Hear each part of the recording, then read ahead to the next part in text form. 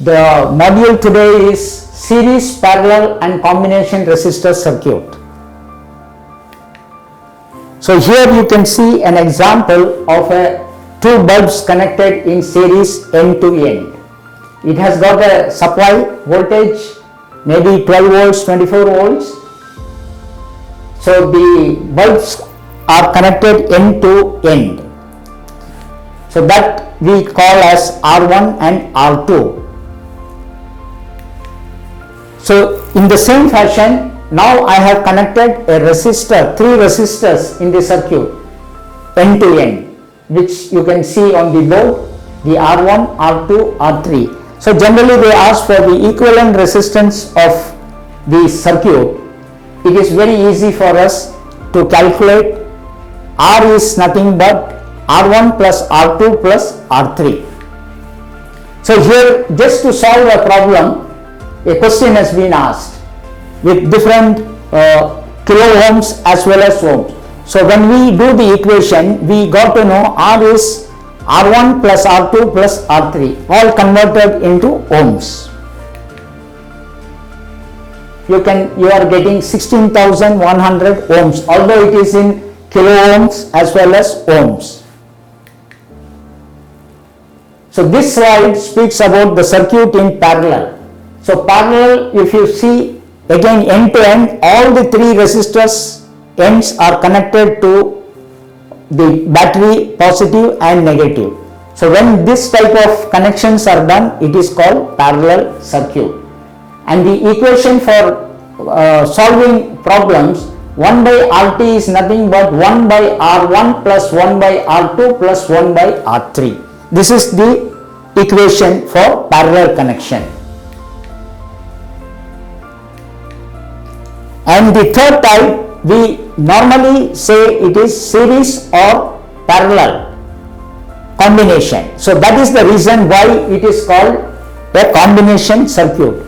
So when you see here, we have the battery connected, two resistance in series and one resistance in parallel. So again, the equation we need to understand is same. R1 is nothing but 1 by R1 plus 1 by R2 plus 1 by R3 in the case of parallel, and in the case of series, it is R1 plus R2 plus R3. So I have just given an example of a conductor. Conductor is what? Where the current flows freely. There is no opposition at all. Free flow of electrons is called conductor. And insulator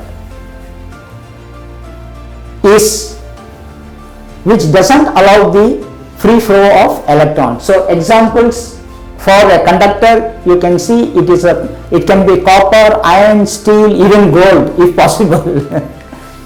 So this is the slide for an insulator. So insulator is, again, you know that there is no current, it will not allow current to flow.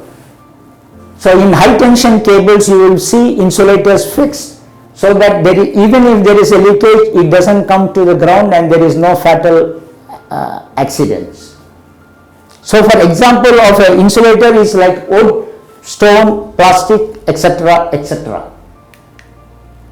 And semiconductor is a device which has got the property of insulator and conductor. So combination of these two is called semiconductor, and these are widely used in the electronic field.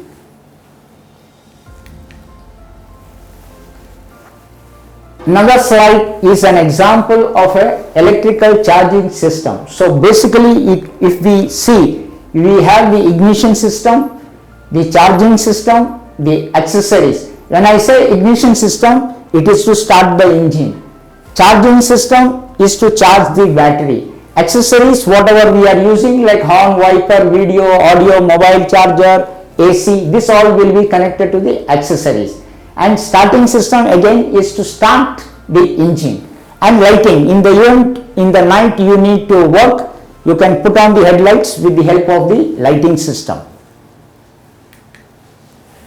So I have given another example of a starting system, and this starting system consists of so many items. It can be few or it can be more depending upon the safety of the machine. So here if you see, I have mentioned battery cutoff switch, fuse, ignition switch, starter, emergency stop, power relay, parking brake, neutral start switch, starter motor, ground, connections, cable, fuel solenoid, timer. So coming to the point where the safety is incorporated, you can see the battery cutoff switch.